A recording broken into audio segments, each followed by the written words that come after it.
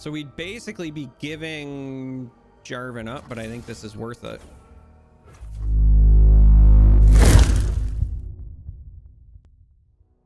Since the balance patch, the ladder has been a bit of a wild west. There are a lot of folks that are trying new things, and they have abandoned Targon and Twisted Fate. And I want to say real quickly before we jump into the meat of today's video that I think that might be a short-term thing. I think Targon's still really strong. It just won't be the same. Mid-range Targon was strong even before the Aphelios version reigned supreme, and so I think some version of that might come back similarly.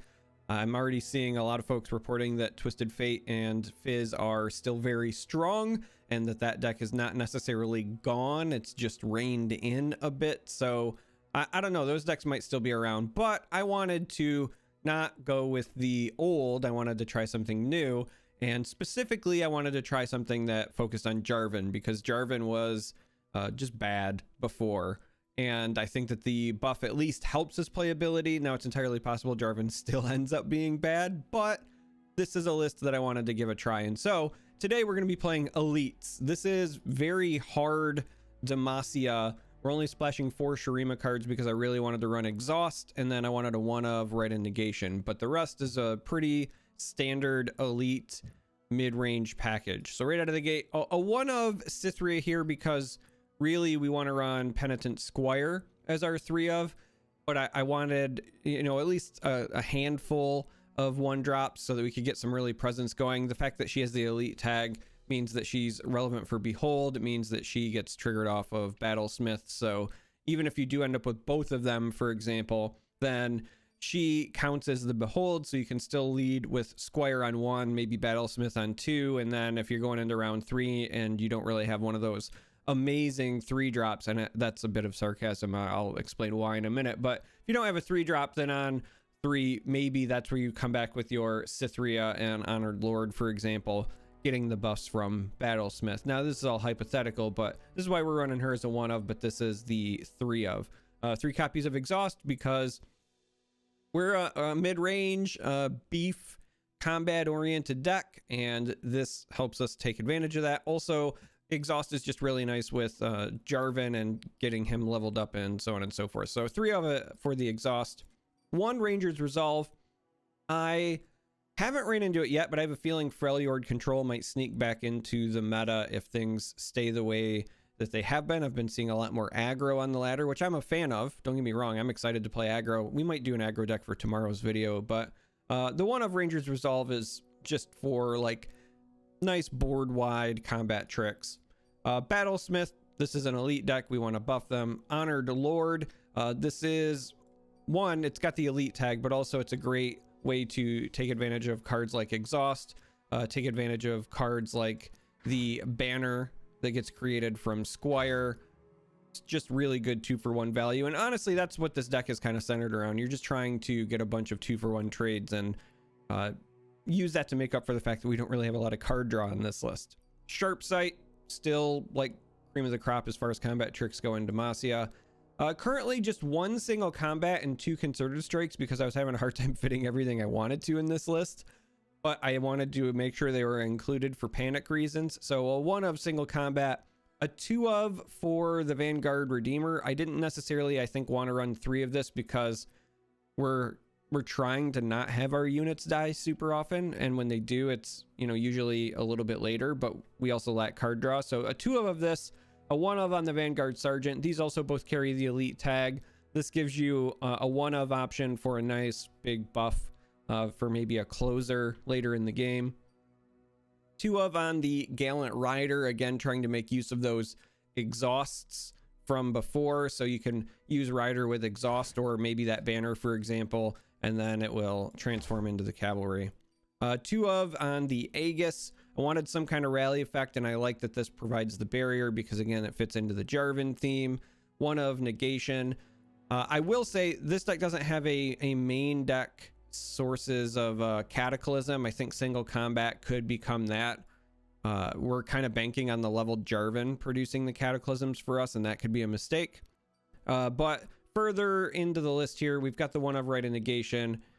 We're very heavy Demacia. We're playing elites, so naturally we're running Bannerman. Like I said before, the two have concerted strike, and then top end is Garen, Cithria, and Jarvan, all of the big body elites. And so this is what we're going to be playing today. We'll see how it does, see how it feels, but I just wanted to play something that was a little Jarvan centric to see you know, how he feels after the buff. So let's do that now. Looks like we're going to be up against Lucian Azir aggro, which is a really strong deck right now in my opinion. We have an early Battlesmith, that's solid. The rest of this I think we want to go back. I've been thinking about, oh come on, this is not a great start. I've been thinking a lot about the idea of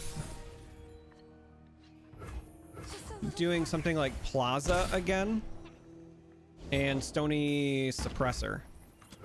So we took the open attack because I didn't want them to develop a blocker, and we likely weren't attacking with that, though they had the Deus, but we're at least starting to hit some of that opener from before. Now the downside is we'd love to play Honored Lord, but we really want him to have this banner as well. But if we don't play him now, we don't get the bonus from our Battlesmith.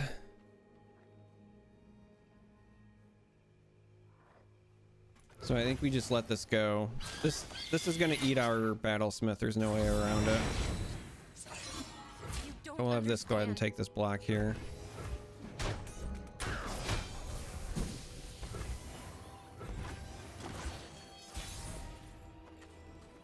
Oh my lord.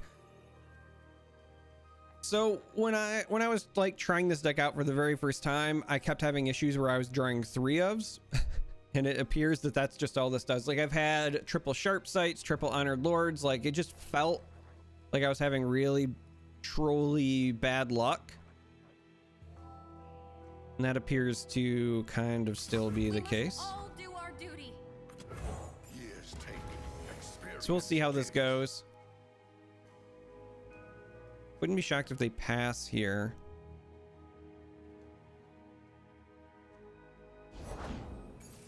Or do something like that. That's fine as well. I think you still take this. I mean, this trades even here. It doesn't trade with this. If they want to keep it to trade with this later, it still did its job at, you know, 2-for-1 value. But if we purposefully take out the Fleet Feather, then we lose our 3-3, which as of right now is like our best value on the board. So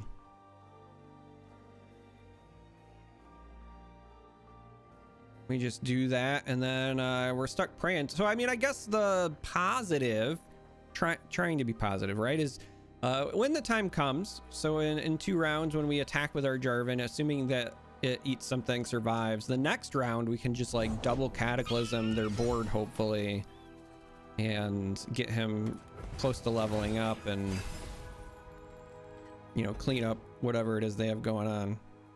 This is certainly a post attack player unit's turn though. Battlesmith into Redeemer, because you know that they're gonna swing and try to chew things up here at some point.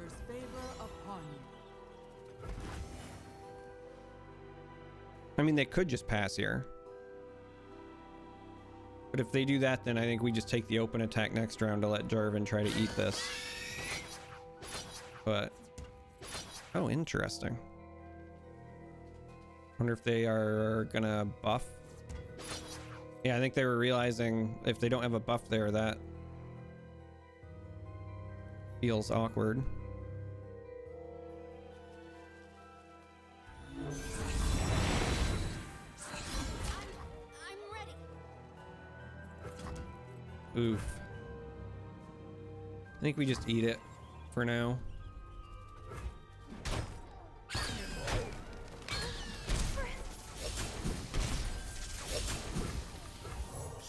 I think we just eat it, follow the path that we had. I've trained my whole life for this. Garen's an okay pickup here as well, but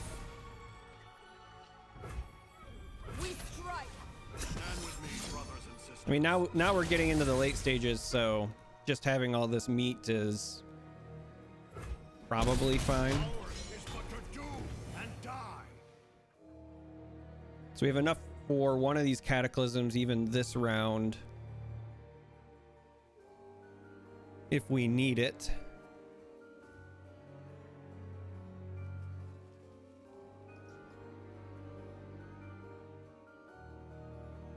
Doesn't even have to be on Jarvan, but having Jarvan here is nice just because if it is another one of those marshals or if it's something like Azir with his 5 health. Interesting.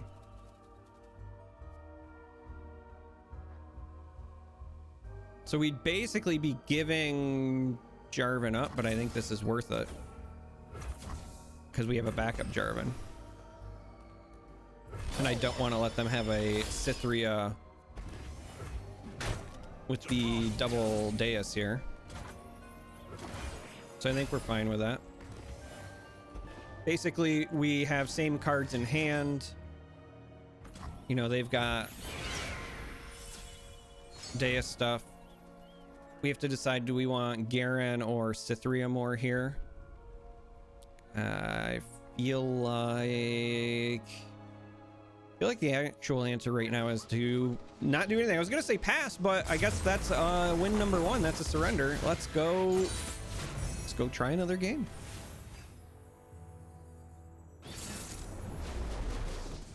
Caught me drinking coffee. Okay, Zoe, Diana.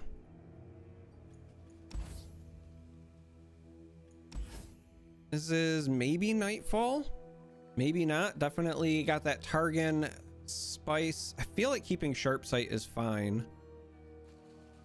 but if you've got this turn 1 Squire, we really want to find an elite, and keeping Cithria doesn't make sense. So I think we're gonna do this. At least we found an elite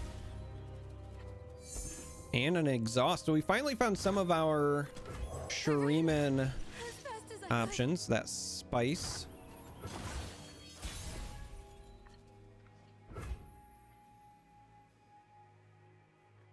I think we'll go ahead and play Cithria here as well. They passed the last time. I was going to say if they play something else here, then we also can go in with an exhaust on something if we really need to. But so far, all passes.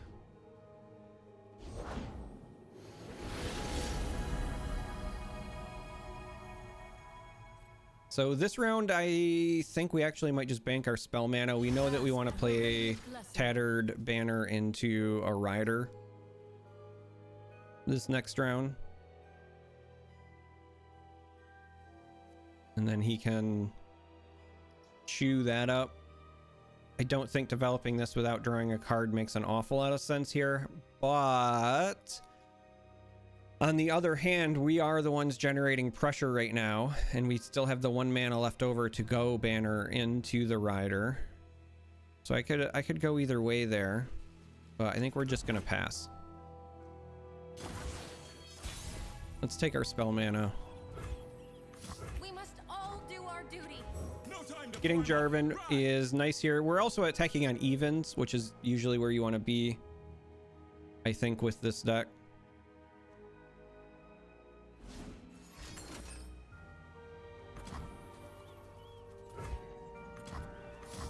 So I'm glad we banked that spell mana.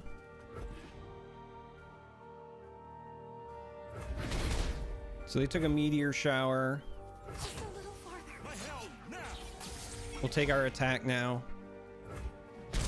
Now the nice thing here is that because it is a transform, the challenger stays, which is really nice with the cavalry.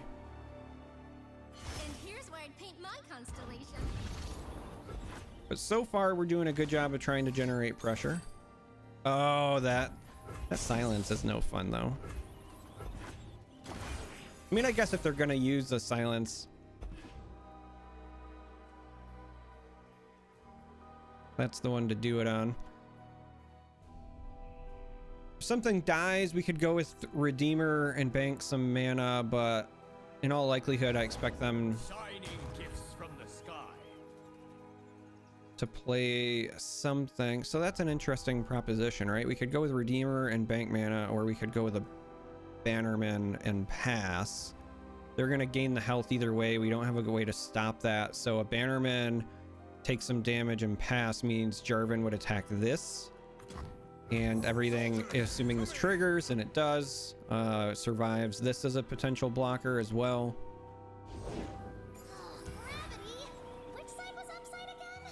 We'll still have the exhaust to take out the Zoe next round.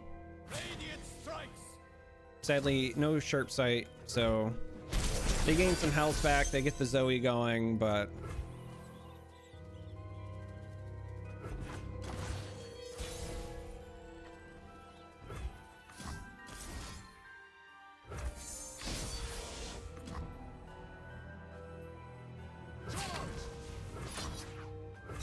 we'll go ahead and do this. Steady yourself, Squire. There is fighting to do. And so something like a hush here means that we lose the Jarvan, right? Because they could get rid of the barrier, but we're still clearing out the board pretty well, still getting the damage in. We picked the Aegis up at likely the right time because next round we're probably going to want to use that to generate some pressure. It's a shame we don't have enough for an Aegis and the Rite of Negation as like a backup plan, but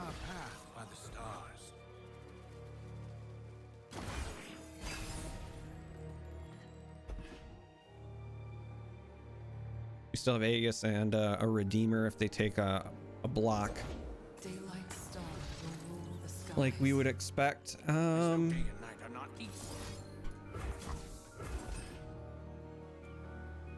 ahead and take our shot here. Our steel will stand firm. So again, a hush could be problematic, but they didn't have one the last time. We put the Aegis here because they still have the star chart, so they could try to find something like an Equinox, and that would chew up our barrier. So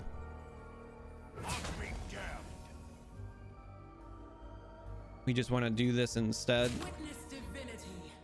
Well, that's not a good sign. That means a hush is probably in the cards. Yep, there's the hush.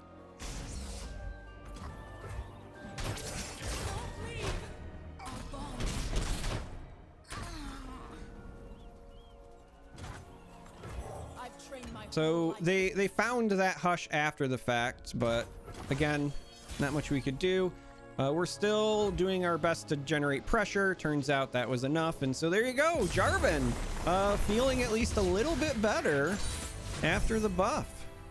So there at the end, I forgot to do the old outro thing, so we're just going to tack it on after the fact. But I did want to also just quickly end by saying that I don't think this list is at all refined. There's probably some changes that I will likely end up making, and I think that there is, you know, something to the core, but I don't know. There's like so many things I want to put in the list and only 40 spots to do it. But I will put the deck code in the video description like always. So, you know, if you made it this far, I appreciate you. Thank you for watching. And until next time, may you walk on warm sands.